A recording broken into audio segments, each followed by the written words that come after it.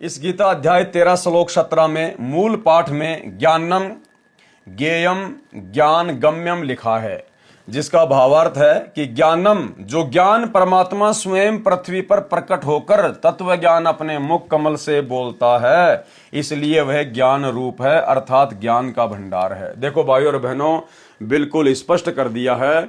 गुरुदेव भगवान अपने मुख से इतना खुलकर नहीं बताएंगे, क्योंकि परमात्मा ज्ञान से अपनी पहचान करवाना चाहते हैं।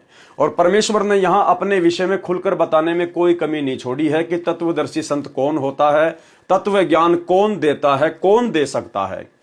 जो ज्ञान यानी जो तत्व ज्ञान परमात्मा स्वयं, परमात्मा कबीर जी खुद ही पृथ्वी पर प्रकट होकर तत्व ज्ञान अपने मुख कमल से बोलता है, यानी कबीर परमात्मा ही तत्व ज्ञान को अपने मुख कमल से धरती पर प्रकट होकर बोलते हैं। तो वर्तमान में उसी तत्व ज्ञान को 8 सितंबर 1951 से धरती पर प्रकट होकर कौन बोल रहा है? सतगुरु रामपाल जी परमेश्वर जी बोल रहे हैं। तो कौन हुए सतगुरु रामपाल जी परमेश्वर? स्वयं परमेश्वर हुए, कबीर भगवान हुए, अविनाशी अजरो अमर परमात्मा हुए। जो ज्ञान परमात्मा स्वयं पृथ्वी पर प्रकट होकर तत्व ज्ञान अपने मुख कमल से बोलता है, इसलिए वह ज्ञान रूप है, अर्थात ज्ञान का भंडार है। वह परमात्मा ज्ञेयम ज्ञान ज्ञेयम उसी तत्व ज्ञान से जानने योग्य है तथा उसी तत्व ज्ञान से प्राप्त करने योग्य है। वह परमात्मा सभी प्राणियों के हृदय में स्थित है, जैसे सूर्य दूर स्थान पर होते हुए भी प्रत्येक घड़े के जल में दिखाई देता है। वह उन घड़ों में नहीं है, परंतु घड़ों के ऊपर अपना प्रभाव रखता है, उष्णता देता है। सूक्ष्म वेद में कहा है कि ब्रह्मा विष्णु शिव रे झुमकरा, नहीं सब बाजी के खंभ सुनो रे झुमकरा। कि ब्रह्मा विष्णु महेश ये आधार नहीं है, सर्व ठाम सब ठोर रे झुमकरा, सकल लोक भरपूर सुनो रे झुमकरा। वो परमात्मा कबीर, वो परमेश्वर ही सर्व ठाम यानी सब जगह पर, हर स्थान पर वो परमात्मा ही विद्यमान है। सकल लोक, सभी लोकों में उस परमात्मा की शक्ति भरपूर है। यही प्रमाण गीता अध्याय 18 श्लोक 61 में भी है। कहा है कि हे अर्जुन, शरीर रूप यंत्र में आरूढ़ हुए संपूर्ण प्राणियों को अंतर्यामी परमेश्वर अपनी माया अर्थात अपनी शक्ति से उनके कर्म अनुसार भ्रमण करवाता है। यानी ये जो आत्मा है, ये जो शरीर छोड़कर फिर दूसरे शरीर में जाती है, फिर तीसरे शरीर में जाती है, तो वो परमात्मा ही कर्म अनुसार इस जीव आत्मा को भ्रमण करवाता है, कर्म अनुसार अर्थात संस्कारों के अनुसार अच्छी बुरी योनियों में घुमाता है।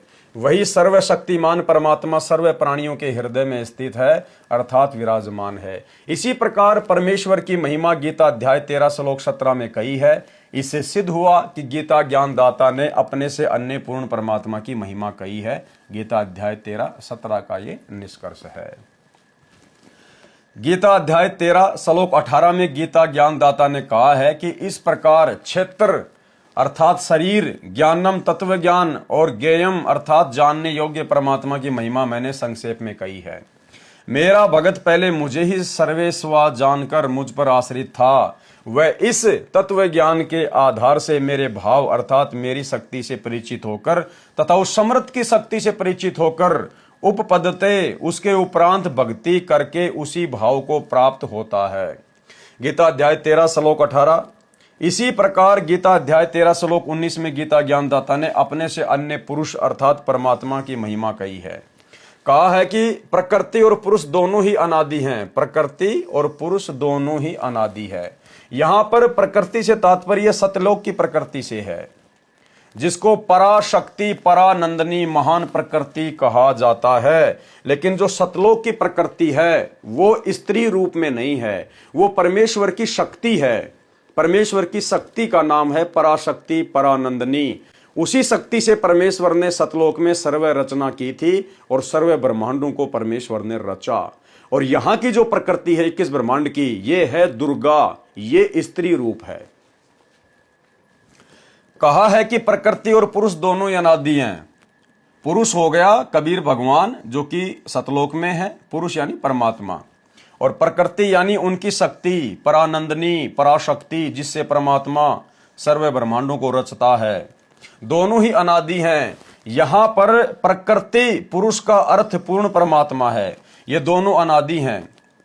इस प्रकृति का भावार्थ दुर्गा स्त्री रूप की तरह स्त्री रूप प्रकृति से नहीं है।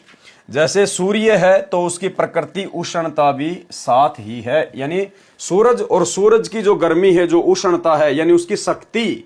इसी प्रकार सत्य पुरुष तथा उसकी प्रकृति अर्थात शक्ति दोनों अनादि हैं।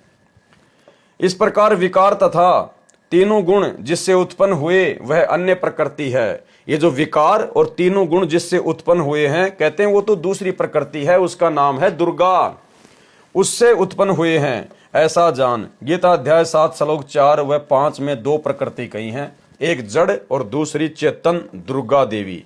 यहां पर दूसरी प्रकृति दुर्गा कही है। गीता अध्याय 13 श्लोक 19 का यह सारांश है। गीता अध्याय 13 श्लोक 20 में भी अन्य पुरुष यानी परमात्मा का वर्णन है। गीता प्रेस गोरखपुर से प्रकाशित गीता के इस श्लोक के अनुवाद में पुरुष का अर्थ परमात्मा होता है। गीता अध्याय 13 श्लोक 20 का भावार्थ अनुवाद देखें गहरी नजर गीता में, जो हमारी वेबसाइट पर देखी व डाउनलोड की जा सकती है। वेबसाइट का नाम है www.jagatgururampalji.org। गीता अध्याय 13 श्लोक 21 में भी अन्य पुरुष यानी परमात्मा का वर्णन है। इसके अनुवाद में गीता प्रेस गोरखपुर से प्रकाशित में पुरुष का अर्थ पुरुष ही किया है, ये ठीक है। पुरुष का अर्थ परमात्मा होता है।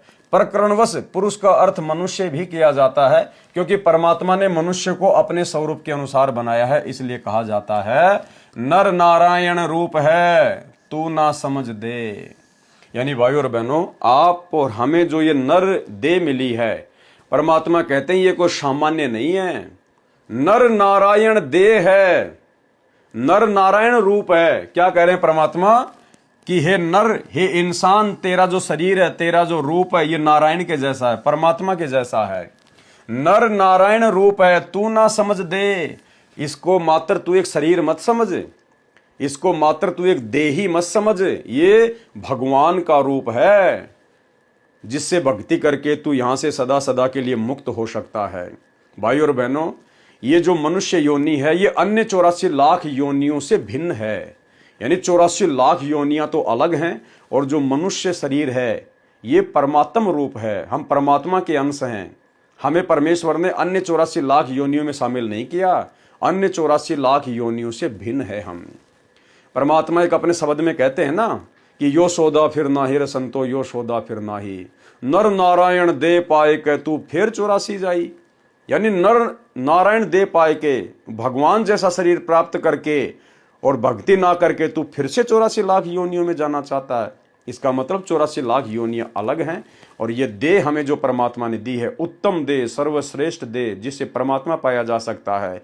परमात्मा के ही जैसा हमारा रूप है, हमरे ही उणियार है हमारा सृजनहार। यानी हमें उत्पन्न करने वाला परमात्मा भी हमारे ही जैसा है। नर नारायण रूप है तू ना समझ दे।